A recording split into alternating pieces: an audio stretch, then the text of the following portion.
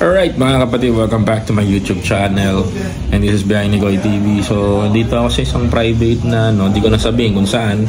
I don't want to mention. But, gusto ko lang ipaalam sa inyo na ako ho, bilang isang content creator na naniniwala sa gustong mangyari ng naman taong bayan na ipa-impeach si Sara Duterte, ay wag ko kayong magalit kay Chis Escudero ngayon. Dahil may maganda hong balita yan, mga kapatid. Pero gusto ko lang pakilala sa inyo yung mga magigiting na vlogger na kasama natin. Mga bigatin. Ako, mabigat talaga ako. Bigatin. Pakilala ko na sa inyo, ha. O, ito, si Takeru Miyamoto. Ayan, o. Admitted ako mabigat. Mabigat. O, si Boss Mike Cervera. Ano yung mabigat sa'yo, Insan? Ano yung mabigat sa'yo? Pinag-usapan namin ngayon na Boss, bakit ba hindi dapat magalit ang taong bayan kay Chis Escudero? Sa tingin ko, ginagawa naman ni Chis yung kanyang tungkulin, yung kanyang trabaho. Maaaring siguro meron tayong hindi naunawaan sa trabaho niya. Pero tingin ko, dapat magantay na lang tayo kung anong mangyayari. May surprise bang mangyayari this coming What do you think? Tingin ko may twist yung mga nangyayaring mga drama Aminin natin may drama yan. May drama yan. Tingin ko ito siya personal. Wag nang inaamin ko personal baka sabihin nyo may nalalaman akong hindi nyo nalalaman. Personal ko yun na opinion at pananaw na sa dulo sa dulo na nangyayaring ito magkakaroon ng magandang twist. Resulta. Sana. Hindi naman lahat ng experiment. Kung sakaling experiment yan hindi naman lahat maganda resulta. Hopefully maging maganda. Yun na lang panalangin natin. So, yung mga sample na to. Sabi ko nga, huwag kayong magalit kay Chis Escudero kasi there is a surprise in last minute. So, sa mga tao na na nagagalit ngayon at pumuputak sa Senado, yung mga tao na siguro ang putakan nyo na lang yung Duterte Black. Duterte Black na lang. Yun na lang putukan yung Duterte Black. Bakit ayaw nyo ipa-impeach? Kung talagang walang kasalanan, ba kinakatakot ng mga kampo ng mga Duterte? Kasi may malalaman. Ayun na nga, bakit kailangan pang hadlangan? Bakit hindi na lang ituloy-tuloy yan? Tulad yan, meron pang kumakalat na resolution na pinapatigil ang impeachment trial. Si Bato. Di ba? Ngayon, hindi nalalaman tuloy ng mga tao na may tinatago talaga kasi pinipigilan pa nila. Di ba?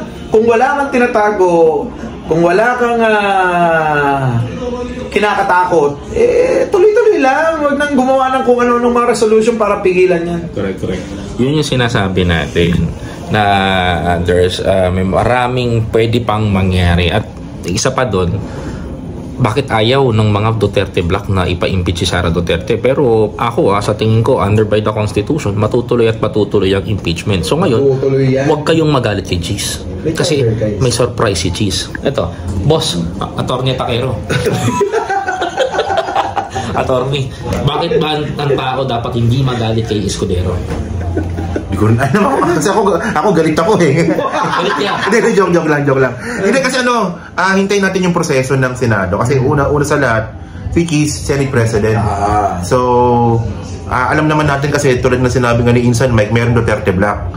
So bilang isang Senate President, kailangan mo i-please lahat kapag tuloy natin yan, so may magagalit. Wala tayong magagawa, ganoon talaga yung sistema ng Senado. So ngayon, pagbigyan natin, kung gusto nyo ng ganyan, sige, pagbigyan natin, pero eventually ako naniniwala matutuloy naman yun. Matutuloy yan. Kasi ang tawag nga dyan, constitutional mandate Pero wag na sana paabutin ng Supreme Court. Kasi matagal yun. At teka muna. Matagal yun. Ito pa, bukod dun sa resolution na pinapaikot ni Calvo, ni Bato, sorry. Nauna na dyan na nagpetisyon na. Gumawa na ng petisyon si Buday. Buday, tawag ko kayo sa kini-question yung nangyaring impeachment sa Kongreso. 'Di ba?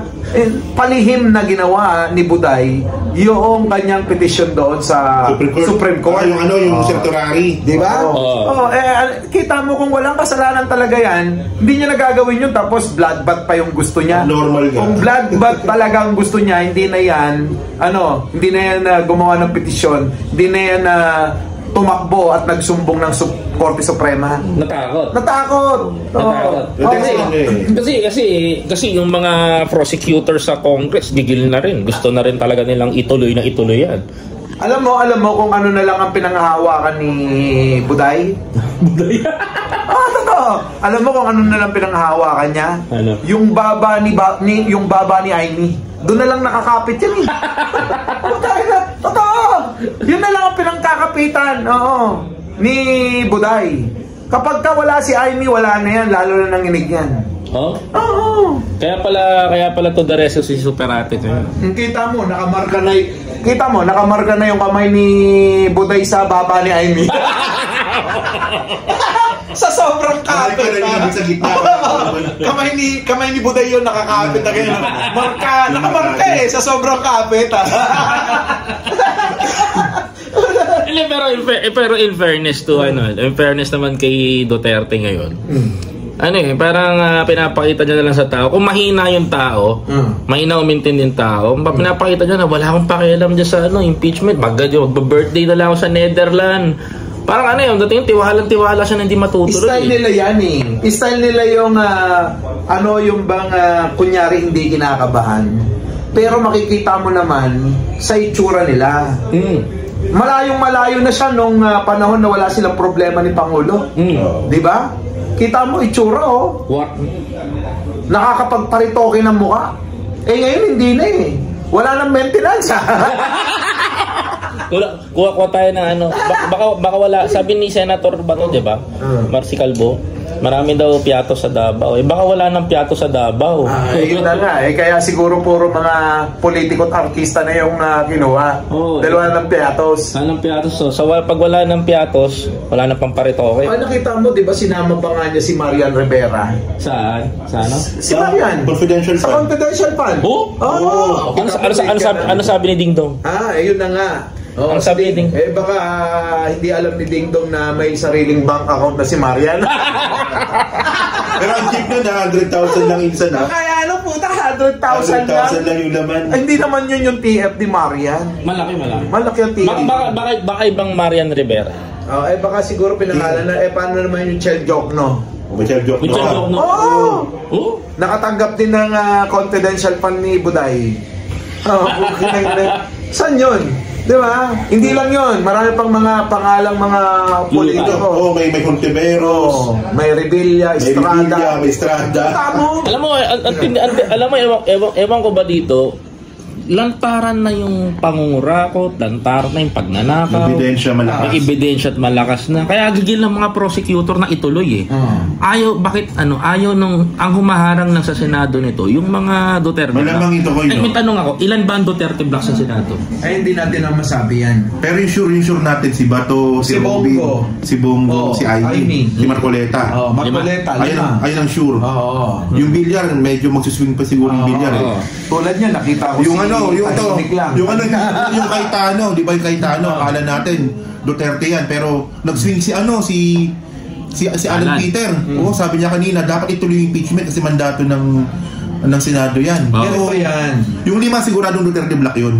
Ganito yung itutuloy yung impeachment dahil sinusunod nila yung mandato. Pero kasi ang pinaka-bottom line dyan yung boto nila, yung konsensya nila na iboboto kung i-acquit o kasi minsan kasi di ba sabi ng prosecutor, malakas lang ebidensya nila kay Sara. So kung ikaw senador ka, kahit na Duterte Black ka, pag nakita mo talagang overwhelming yung ebidensya, may hirapan ka rin hindi siya may hirapan ka rin siyang i-acquit. kung sobrang lakas ng ebidensya. Kasi parang natin, trial by publicity. For example lang yung yung bank account na sinasabi ni Trillanes, hanggang ngayon open pa. 2 billion pesos yung pumasok doon. At saka, hindi lang yon, kakabahan sila dyan dahil ang mga taong bayan magbabantay dyan sa ano na yan. Trial by publicity nga. Tingin ko, itong nangyayari na to, pinaiinit lang para yung mga tao magbantay talaga. Ito kasi ang mangyayari. Natapatin ko kayo. Ito tunog-tunugan na to. Ito balita na to sa akin. Kapag si Sara Duterte hindi nyo pina-impeach sa Senado, ang mangyayari, lalabas ang tao, kikilos ang tao, mabubuhay ang EDSA. Yan ang pinakamatindi doon. Kakandado namin yung ako na magkakandado ng Senate. Ako ulit pumasok. Pwede yun, bakit?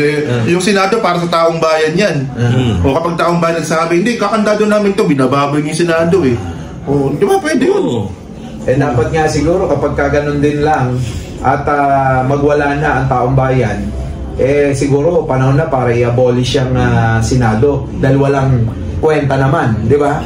At insan yung hinihingi naman natin, hindi naman mag-guilty si Sara, hinihingi lang natin matuloy yung impeachment. Ako diba? Ang gusto ko lang dyan, matuloy. Kung ano magiging resulta. Okay na yun. Wala. Tanggapin natin. Kasi dapat matuloy yung impeachment. Yun lang naman. Tingnan natin kung ano yung bearing ng kung talaga bang walang sala si Buday doon. Walang sala si Buday. Hindi lang din naman yung mga Senado magiging hurado. Ang taong bayan din ay magiging hurado rito. Pero yung pagiging hurado ng taong bayan, sa boto nila gagawin yun. Dahil tatandaan nila lahat yung mga bumoto ng mga papabor at hindi papabor. Hindi na makakaulit yun. Yun, ganon. Halimbawa, ikaw yung nakita mo na view mo dun sa kaso guilty. Halimbawa lang. Siyempre ako, ito yung bumoto ng no, guilty naman, dapat yes yan. Tatandaan kita, sa susunod na eleksyon, hindi ka naman nanalo. Hindi kita iboboto. Kasi hindi ka para taong bayan. Ngayon naman kung nakita naman at napatunayan na talagang walang kasalanan, mahina ebidensya, tapos binoto mo, yes, tatandaan ka rin ng tao. Kaya nga, yun yung mangyayari. Kakainsan kunwari napatunayan nga ng sa Senado na hindi guilty si Sara. Ang balik nun sa mga congressman. Kasi yung mga congressman, kasi ibig sabihin nun, namumulitika lang yung mga congressman. So both sides yan di ba? Both sides yung talaga may tatamaan dyan. At saka alam nyo, sa amin ako personal ko, ma-impeach hindi. Kaya mahatulan si Buday. Wala namang problema. Kaya hindi, wala rin problema. Bakit? Pagising nila ng umaga at saka gabi, ang presidente si Pangulong Bongbong pa rin. Correct. Matatapos pa rin ang termino Dahil hindi na nila maaagaw yung pwesto. Yun yung goal nila, yung maagaw yung pwesto ilang taon na 3 taon na. Ang target nila dapat hindi lalagpas ng 3 taon. Dapat 2.5 years lang. Kasi kapag umabot ng 3 taon niya, iisipin ng tao, bakit patatanggalin? Malapit na matapos yung termino. Hindi na papayag ang taong bayan. So wala na yung kalimutan na nila, yung pangarap nila na maagaw pa nila yung pwesto ng Malacanang.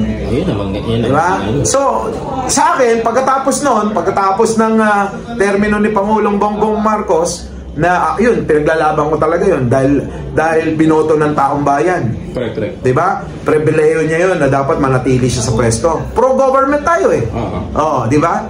Di dapat, yun ang masunod. Kasi yung kagustuhan ng mamayang Pilipino. Bukod dun sa, syempre, nakikita natin yung magandang ginagawa ni Pangulo, pwede naman suportahan natin yun. At kapag may mali naman, nakikita naman natin, di ba? Kayo, alam nyo, kapag may mali sa gobyerno, pinupunan natin. Pinupunan naman natin. Di ba? Yung iba nga naming mga kasama, inaaway pa kami dyan tulad na lang yung kay Lagdameo. Ano nangyari doon? Inaway-away tayo, pero hindi na tayo kumibo. Ayan na natin. Eto na nangyari. Missing in action. Yan. Diba? Yun yung mga dapat ninyong malaman. But for me, mga kababayan, ang husga ng taong bayan pa rin ang mananaig dito. So, for the meantime, paalala ko lang, Huwag nyo pong awayin si Cheesy Escudero. There is a surprise. Antay na lang po natin yung final round, mga kapatid. Alright, ako po si Biyahe Nikoy. Kasama ko ngayon si Takeru Miyamoto, si Boss Mike Cervera. And maraming salamat po sa pakikinig dito sa short video na to. Alright, bye-bye.